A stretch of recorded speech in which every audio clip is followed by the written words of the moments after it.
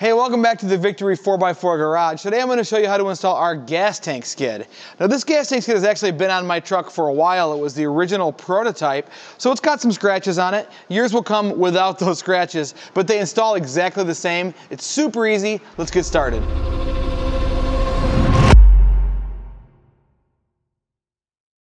Now, if your Tacoma came with that kind of excuse for a gas tank skid that came from the factory, go ahead and remove that. What you're going to be left with are tank straps that look like this, with some studs sticking down. Our competitors bolt their skids just to these studs, but it's kind of lame. They're not super strong.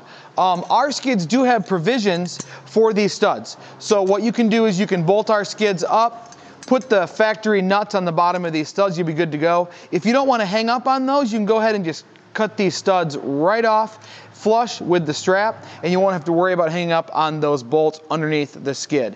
These studs are not used in any way structurally for our skid plate. We just give you the provisions to bolt them back in if you don't want to cut them. So it's totally your choice. All right, let's get this skid jacked up into place. All right, the first step is either going to be to jack this skid up into place or grab a friend to help you hold it up into place. Like I said before, if you have the factory skid, you're going to have to remove it to install our skid. But don't worry, ours is so much beefier than that factory flimsy skid.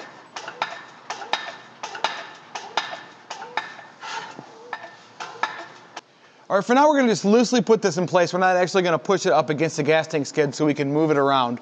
We're going to provide you with 3 straps. The longest one here goes in the back inside corner. The bottom of the strap fits inside of the skid, and we're going to take one of these 1/2-inch bolts, a washer, and a flange nut, and just loosely install that right now so we can move everything later.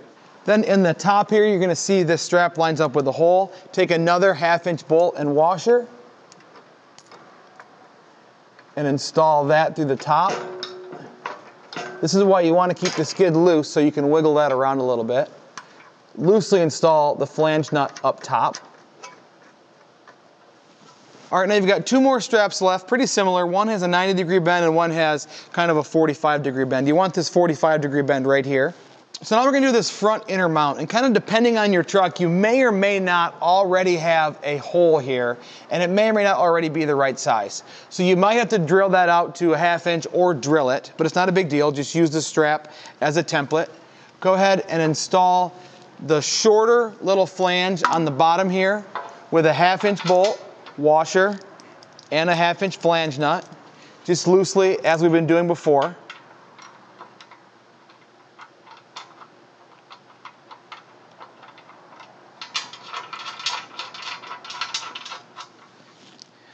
And then go ahead and put this bolt in right now if it's drilled. If it's not drilled, you may want to wait until everything's bolted up tight before you drill this hole. So like I said, if it's not drilled, just bolt up all the other straps, tighten everything up, and then get this in place and drill this finally. If you have the hole, you can go ahead and install the 1/2-inch bolt now. And then this is kind of a finger exercise to get that flange nut over the top of the cross member. We're just going to leave that loose for right now. All right, now we're going to install this last strap, and yours may look a little different than this. I think on the production one, there'll be a little dog ear. That's because of differences between the 2nd and 3rd gen trucks. On the 3rd gen, we're going to go ahead and take a 14mm end wrencher socket and remove this cross member bolt right here. On the 2nd gen trucks, this bolt is actually a rivet, not a bolt. So you're going to use the 2nd hole in the bracket we provide. There may or may not already be a hole there for you to bolt that bracket to, but if there's not, you'll have to drill that hole. We've seen it a couple different ways, kind of just depending on the year production of your truck. But for the 3rd gen, go ahead and remove this 14mm bolt. Now go ahead and take this bracket with the 45-degree end down, put it inside the skid with a 1/2-inch bolt and flange nut, and loosely install that flange nut. Now I'll go ahead and reinstall this bolt on the 3rd gen trucks or install the new hardware we provide for the 2nd gen trucks.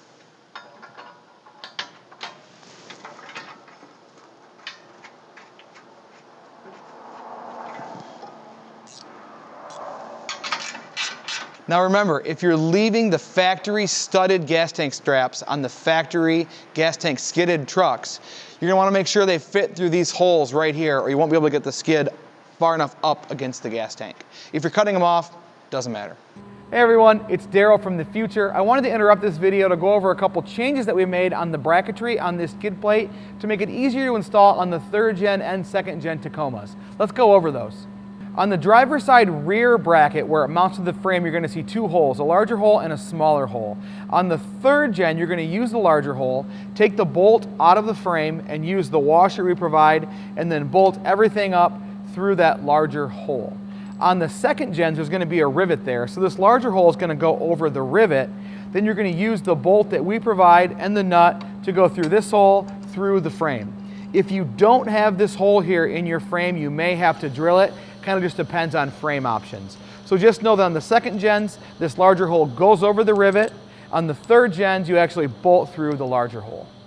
All right, now on this passenger rear bracket, on the 3rd gen, it's going to bolt directly up into a cross member that goes right here. That's what we showed you in the video. On the 2nd gen, that cross member is not there at all. So we made this little bracket here that bolts onto this mount, just like this. And then this extension here will bolt on to the frame cross member that's kind of above the gas tank. So on the 2nd gen, you will use this extended bracket here. On the 3rd gens, you don't need that bracket at all. That'll bolt right up into the cross member. On these holes that we put in the skid for the factory TRD gas tank straps, we've had customers report that those studs are kind of everywhere. So as opposed to us putting giant holes in these to just make up for any misalignment on those straps, if these don't line up with the studs in your straps, just cut the studs on your strap off. Even if these do line up, I really recommend just cutting those studs off because they're just gonna hang down, catch up on stuff, and they're not necessary for the strength of this skid or the strength of your factory gas tank. So that's it. I'm now gonna send you back to your regularly scheduled install video. All right, now that everything is loosely installed, we can go ahead and jack this skid all the way up against the gas tank and the frame here. And then we're gonna have to go ahead and drill this hole right here. If you already have our rock sliders, you've probably already drilled this hole. But if you don't have our sliders or if you haven't drilled this hole, now is the time to do it. Start small and step up to a 1/2" drill bit. There's lots of adjustability in here to move this skid or whatever you need to do. Since my skid was already installed, this hole is already drilled. But one note, we provide one longer 1/2" bolt just for this front corner. Go ahead and install that with another 1/2" flange nut now, and you can tighten this all the way down.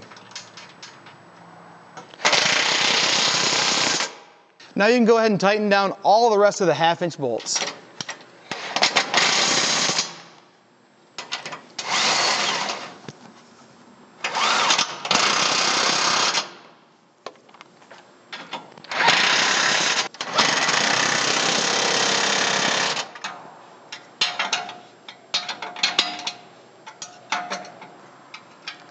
All right, that's it. Super easy install. Now you can go just beat the crap out of it. Tons of protection for that factory gas tank.